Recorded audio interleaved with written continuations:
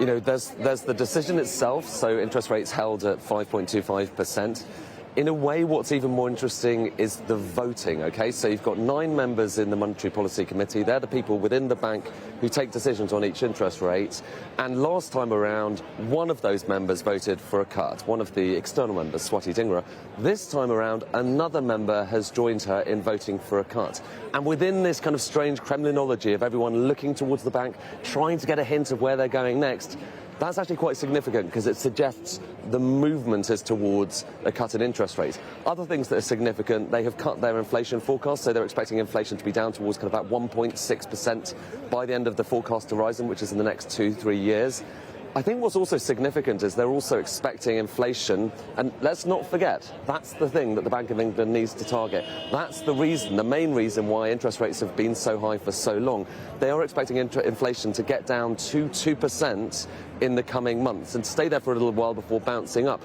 Put all of that together, and as Ian was saying, it does look like they are edging closer towards cutting interest rates. The real question is precisely when, but at the moment markets are expecting that cut to come probably in August, an outside chance of them doing it next month in June, but everything really depends on the data that we're going to get in the next few months. But yeah, I think the main picture is right now inflation lower than expected. That's the main thing they're worried about. It's close to their target, and slowly but surely you have members of that Monetary Policy Committee gravitating towards voting for a cut in interest rates. So it is definitely getting closer, but it's not there yet.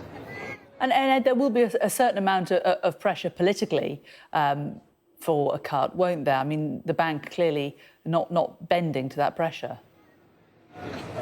No, not bending to it. And you know, a lot of people, I imagine within Westminster over there, will be asking themselves, hang on, OK, you've said inflation is getting down to 2% basically now. You said that inflation is going to be kind of 1.6 at the end of the forecast horizon. What are you waiting for? And there's going to be a lot of pressure.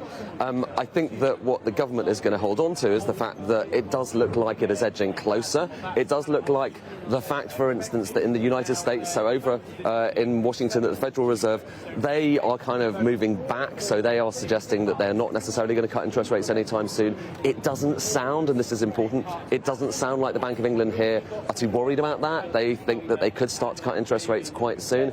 And the interesting thing, I think, Jane, to see is just what will the market reaction to this be? At the moment, investors out there are pricing some interest rate cuts coming soon. They're pricing interest rates being cut as soon as August. Like I say, maybe some people think it could come as soon as next month. Do the kind of signals that we've just heard about today mean that comes closer? Does it stay kind of nailed on there? Definitely the fact that you have one extra member of the committee, and it's worth also saying, again, it's Kremlinology, okay, so we're just trying to read the runes and work out where they're heading. But the fact that it's quite a senior member, Dave Ramsden, who's one of the deputy governors, the fact that he is voting for a cut, that's usually the kind of thing that prefigures a cut quite soon. So here we are at this moment where, you know, in practice they haven't actually done anything today, but they have dropped quite a few hints that it's coming soon. And whether it's a month, whether it's a couple of months, whether it's a little bit longer, that's the open question. And we'll be keeping you up to date with the data that comes out in the next few weeks. That's the stuff they're going to be looking at. And also we'll hear from the Governor, Andrew Bailey, as well. We're going to be talking to him a little bit later on. So there'll be more, doubtless more hints to come. But the news, if you are kind of waiting for that cut, you're concerned about your finances, it does look like it's coming quite soon.